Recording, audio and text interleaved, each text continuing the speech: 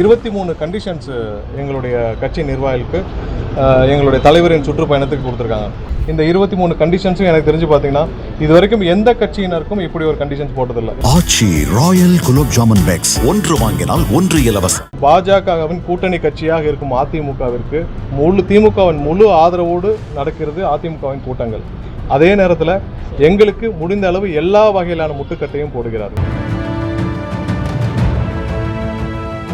முதல் கட்டமாக திருச்சிக்கு நாளை காலை வந்தடைகிறார். வந்தடைந்து நாளை காலை முதல் பிரச்சார பயணம் இங்கே திருச்சியிலிருந்து துவங்கிறது. அதுக்கப்புறம் அரியலூரிலும் அதுக்கப்புறம் பெரம்பலூரிலும் எங்களுடைய பிரச்சாரம் நிறைவடைகிறது.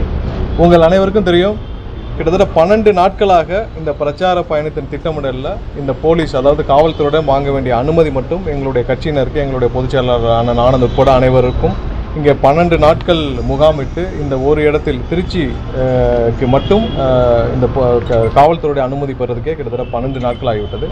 தற்போதுதான் அரியலூர்லேயும் அனுமதி கிடைக்கப்பெற்றது. பெரம்பலூர்லேயும் நேற்று தான் அனுமதி கிடைச்சது. இந்த ஒரு 23 கண்டிஷன்ஸ் எங்களுடைய கட்சி நிர்வாகிகளுக்கு எங்களுடைய தலைவரின் சுற்றுப்பயணத்துக்கு கொடுத்துருக்காங்க. இந்த கண்டிஷன்ஸ் எல்லாம் நீங்கள் எல்லாம் பார்த்துருப்பீங்க. நாங்களும் இது வரைக்கும் இந்த மாதிரியான ஒரு கண்டிஷன்ஸு மற்ற எந்த ஒரு சுற்றுப்பயணத்திலும் வேறு எந்த கட்சியினருக்கும் விதித்திருக்கார்களா என்று பார்த்தோம். அது மாதிரி இல்லை. அதில் ஒரு சில விஷயங்கள் நான் இங்கே சுட்டி காட்டணும்னு நினைக்கிறேன். பெண்கள் மற்றும் பெரியவர்கள் வருவதை கூட்ட நெரிசல் சிக்கிக்கொள்ளா வண்ணம் எழுத்துப்பூர்வமாக உறுதியளிக்க வேண்டும்னு கேட்டிருக்காங்க. ஸோ இது எதுக்கு நான் இங்கே சுட்டி காட்டேன்னா, இப்போ எங்களுடைய உள்ள அரங்குன்னு வச்சுக்கோங்க, எங்களுடைய இன்சைடு உள்ள அரங்கு கூட்டங்கள் கண்டிப்பாக நாங்கள் இது மாதிரியான விஷயங்களை என்ஷூர் பண்ண முடியும். அதே நேரத்தில் இது எங்களுடைய மாநாடுகள், பொதுக்கூட்டங்கள்லாம் கண்டிப்பாக அங்கே உள்ள வருபவர்களை நாங்கள் பார்க்க முடியும், தவிர்க்க முடியும். ஆனால் இது ஒரு சாலையில் நடக்க போகிற ஒரு சந்திப்பு. கிட்டத்தட்ட ஒரு 12 கிலோமீட்டர்லேருந்து 25 கிலோமீட்டர் வரைக்கும் எங்களுடைய தலைவர் திருச்சியை சுற்றி மட்டும் வந்து ட்ராவல் செஞ்சு போகிற ஒரு சந்திப்பு. ஸோ இந்த சந்திப்பில் இங்கே சாலை மார்க்கமாக வருபவர்களை நாங்கள் எப்படி தடுக்க முடியும்ன்றது தெரியல. கண்டிப்பாக இன்று இதை எல்லாம் பேஸ் பண்ணி, இந்த எல்லா கண்டிஷன்ஸையும் பேஸ் பண்ணி தான் இன்றைக்கி எங்களுடைய கட்சி சார்பாக இந்த கண்டிஷன்ஸ் எல்லாம் பேஸ் பண்ணி ஒரு அறிவிப்பாக எங்களுடைய பொதுச் செயலாளருடைய இதில் இன்றைக்கி அறிவிப்பாக கொடுத்துருக்குறோம். இதில் இன்னொரு விஷயம் நாங்கள் சுட்டி காட்டணும் என்னென்னா, கையில் குச்சி, கம்பு மற்றும் பிற ஆயுதங்கள் எதையும் வைத்திருக்கக்கூடாதுன்னு சொல்லியிருக்காங்க. நீங்கள் குச்சி, கம்புனா என்னென்னா கொடி, ஒரு கட்சியோடைய கொடியை வைத்திருந்தாலும் அது குச்சி தான், அது கம்பு தான், அந்த கொடி எடுத்தாலும் கம்பு தான். ஸோ இது மாதிரியான கண்டிஷன்ஸ் வேறு எந்த கட்சிக்கும் போட்டிருக்காங்க. நாங்களும் எல்லா இடத்துலையும் கேட்டு பார்த்தோம். இதில் கடைசியாக ஒரு விஷயத்தை குறிப்பிட்டிருக்கிறார்கள். அதாவது என்னென்னா, இதில் எந்தவித விதிமுறைகள், ஏதாவது ஒரு விதிமுறைகளை மீறப்பட்டால் எந்த நேரத்திலும் இந்த பயணம் நிறுத்தப்படும் அப்படின்னு சொல்லி காவல்துறையால் குறிப்பிடப்பட்டுள்ளது. ஸோ கண்டிப்பாக இதில் கொடுத்துருக்கிற அனைத்து கண்டிஷன்ஸையும் நாங்கள் ஒரு வழிகாட்டுதலாக எங்களுடைய கட்சியினருக்கும் சரி, பொதுமக்களுக்கும் சரி, கண்டிப்பாக வந்து சந்திக்க எங்களுடைய தலைவரை பார்க்க வர பொதுமக்களுக்கும் சரி. ஸோ இது கண்டிப்பாக இது ஒரு ஏழை மக்களின், ஒடுக்கப்பட்ட மக்களின் தலைவராக இருக்கக்கூடிய எங்களுடைய தலைவர் அண்ணன் விஜய் அவர்களின் பயணத்தின் எல்லா விதமான முட்டுக்கட்டைகளையும் இந்த அரசு போடுகிறது. இந்த 23 கண்டிஷன்ஸும் எனக்கு தெரிஞ்சு பார்த்தீங்கன்னா இது வரைக்கும் எந்த கட்சியினருக்கும் இப்படி ஒரு கண்டிஷன்ஸ் போட்டதில்லை. ஏதோ இது அறிவாலயத்தில் ஒரு சின்ன கமிட்டி உட்காந்து, இல்லை அறிவாலயத்தில் ஒரு கமிட்டி உட்காந்து ஒரு வாரமாக டிசைன் பண்ணி இப்படி ஒரு 23 கண்டிஷன்ஸை போட்டாங்களான்னு தெரியல. வேறு எந்த கட்சிக்கும் இது மாதிரியான கண்டிஷன்ஸ் போடல. நாங்கள் அதே நேரத்தில் மற்ற கட்சிக்கு கொடுக்கப்பட்ட, இப்போ சமீபத்தில் அதிமுகவுடைய பொதுச் செயலாளர் சுற்றுப்பயணம் மேற்கொண்டு வருகிறார்.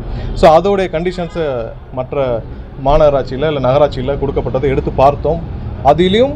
அதுவும் என்னிடம் இருக்கிறது. நான் இந்த பத்திரிகையாளர் சந்திப்பு முடிஞ்சவுடன் நான் அதையும் உங்களிடம் தருகிறேன். ஸோ அதுலேயும் கடைசியாக ஒரு சில இடங்களில் கொடுத்துருக்குறாங்க. எந்த கண்டிஷனும் இல்லை. நான் அதில் ஒரு சில விஷயங்களை மட்டும் சுட்டி காட்டுறேன். அதாவது பிரச்சாரத்திற்கு வரும் கூட்டத்தினை கட்டுப்படுத்த தகுந்த பாதுகாப்பு வழிமுறைகளை தாங்களே ஏற்படுத்திக் கொள்ளும்னு அதிமுகவுக்கு குறிப்பிட்டிருக்கிறார்கள் காவல்துறையினர். அடுத்ததாக என்ன சொல்கிறாங்கன்னா, வருகிற 2 சக்கர, 3 சக்கர, 4 சக்கர வாகனங்களை போக்குவரத்து அதிகம் உள்ள பகுதிகள் நிறுத்த வேண்டாம், இல்லாத பகுதிகள் நீங்கள் நிறுத்திக்கொள்ளுன்னு சொல்கிறாங்க. என்ன கிட்டத்தட்ட, அதாவது திமுகவின் முழு ஆதரவோடு பாஜகவின் கூட்டணி கட்சியாக இருக்கும் அதிமுகவிற்கு திமுகவின் முழு ஆதரவோடு நடக்கிறது அதிமுகவின் கூட்டங்கள். அதே நேரத்தில் எங்களுக்கு முடிந்த அளவு எல்லா வகையிலான முட்டுக்கட்டையும் போடுகிறார்கள். இந்த அதிமுக கொடுக்கப்பட்ட கடிதத்தில் ஒன்று மட்டும் அவங்க குறிப்பிடல. என்னென்னா, உங்களுடைய பணி சிறக்க வாழ்த்துக்கள், உங்களுடைய பயணம் சிறக்க வாழ்த்துக்கள் தான் போடல. மற்றபடி அனைத்தும் அவர்களுக்கு சாதகமான எந்த சாதகமான கண்டிஷன்ஸை கொடுத்துட்டு எந்தவித நெருக்கடியும் அதிமுகவுக்கு கொடுக்கப்படவில்லை. இந்த ரெஸ்ட்ரிக்ஷன்ஸ் எல்லாம் ஏத்துக்கிட்டு தான் நம்ம கையெழுத்து போடணும் இல்லைங்களா? கண்டிப்பாக எங்களுடைய தலைவர் எந்த இடத்திலும் காவல்துறைக்கு எந்தவித இடையூறும் இருக்கக்கூடாது. காவல்துறை கொடுக்கும் எந்த வழிகாட்டுதலும் எங்களுடைய தலைவர் அதை ஏற்றுக்கொள்ள வேண்டும் என்று எங்களை அறிவுறுத்தியிருக்கிறார். அது தக்கனதான் நாங்கள் கண்டிப்பாக நாங்கள் அதை ஏற்றுதான் செய்வோம்.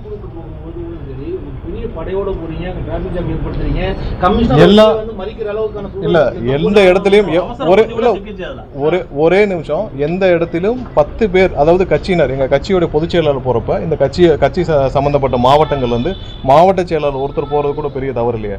பொதுச் செயலாளர் போறப்ப 10 பேர் போறது கூட நீங்க பெரிய கூட்டமா எப்படி கருத முடியும்? பொதுச் செயலாளர் போறப்ப, அதுவும் கமிஷன் அலுவலகத்துக்கு போறப்ப அதுக்குரிய கூட இருக்கிற அந்தந்த மாவட்ட செயலாளர், அந்தந்த பகுதிகளை சேர்ந்த மாவட்ட செயலாளர், எங்களுடைய கட்சி மாவட்டங்கள் எங்க மாவட்ட செயலாளர்கள் 5 பேர் இருக்கிறாங்க.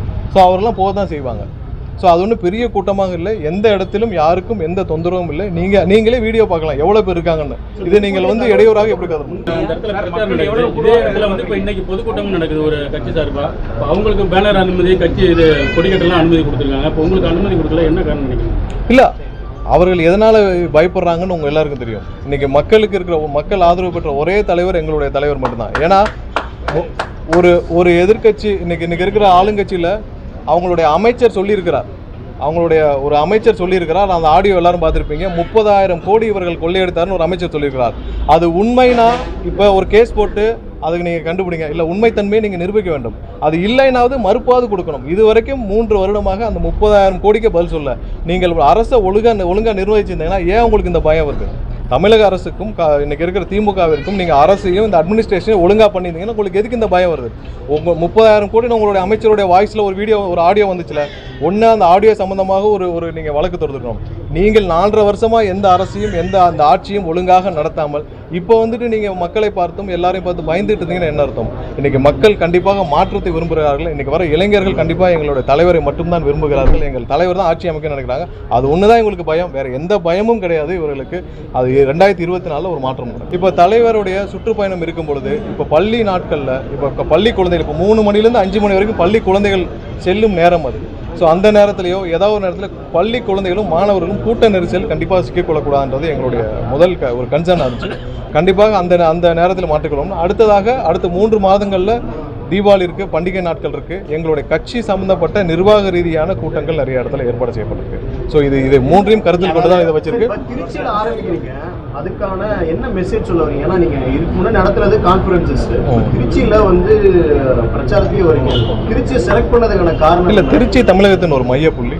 திருச்சியிலேருந்து இது வரைக்கும் எங்களுடைய கட்சி சார்பாக வேறு கூட்டங்கள் நடக்கவில்லை. திருச்சி ஒரு மையப்புள்ளி, முக்கியமான பகுதி, மிகப்பெரிய வரலாறு படைத்த ஒரு இடம். ஸோ அங்கேருந்து ஆரம்பிக்கிறதுல எந்த தவறும் இல்லை. அது கண்டிப்பாக ஸ்கிரிப்ட் மனப்பாடம் பண்ணுறதுக்கு டைம் வேணும். அதனால தான் ஒரு வாரத்துக்கு ஒரு வாட்டி மீட்டிங் வைக்கிறாங்க. இல்லை, அது யார் என்ன வேணாலும் சொல்லலாம். அது அவரை பற்றி பேச வேண்டாம். வேறு ஏதாவது கேள்வி தான் சொல்லுங்கள். ஆச்சி ராயல் குலோப் ஜாமன் பேக்ஸ், 1 வாங்கினால் 1 இலவசம்.